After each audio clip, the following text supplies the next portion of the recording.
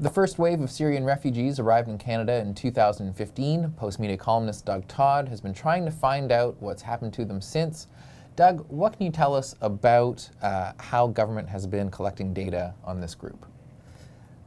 The government hasn't been collecting data on this group for almost 2 years. I've been trying for a couple of weeks to get answers from the Department of Immigration, and now includes the words refugees in the name of the department under Trudeau. He decided to put refugees in the name. But they finally acknowledged after several weeks that they have done no report on how the refugees from Syria are doing. Now, why is that troubling? Well, it was a big public relations effort in some ways by Justin Trudeau before the 2015 election and after to bring these refugees here. It was a big statement to the world. He got international headlines and plaudits for it.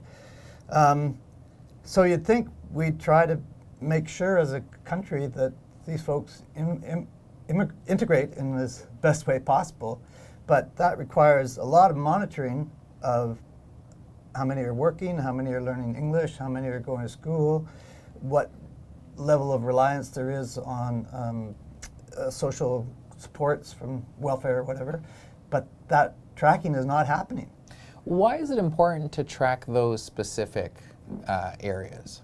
Yeah, Sweden and Germany, who took in even more Syrian refugees than we did, are tracking, and they're developing a lot of programs to educate and especially job train refugees.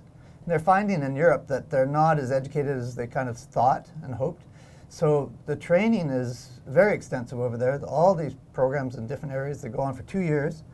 Unfortunately, even there, where everybody's trying so hard and is organized as a government and trying to help integration happen, they find that only 1/3 of people who took 2-year programs are working just after the program's over.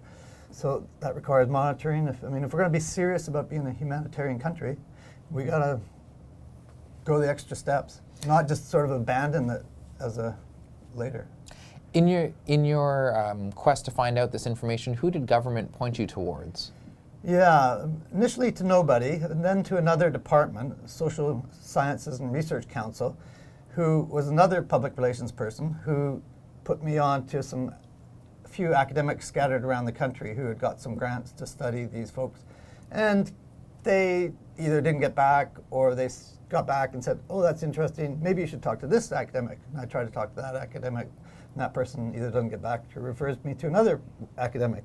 And academics they're cool, it's good that they're studying this stuff, but they're studying their little area of interest, not trying to get a big picture that directly informs government policy. Is it too late for the federal government to take action? Even though they've missed, let's say, 2 years worth of data collection, can they go back and talk to these people, find out what they're doing? I think that's definitely possible. The Auditor General of Canada actually highlighted this as an oversight. He said to the government, you said you were going to monitor and track these folks and you're not doing it.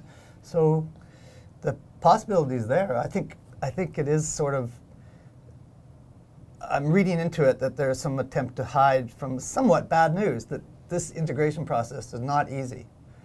A lot of people are still struggling to learn English. They're Arabic speaking, and if you can't learn English, it's hard to get a decent job, and some of the skills they have are not that translatable to Canada.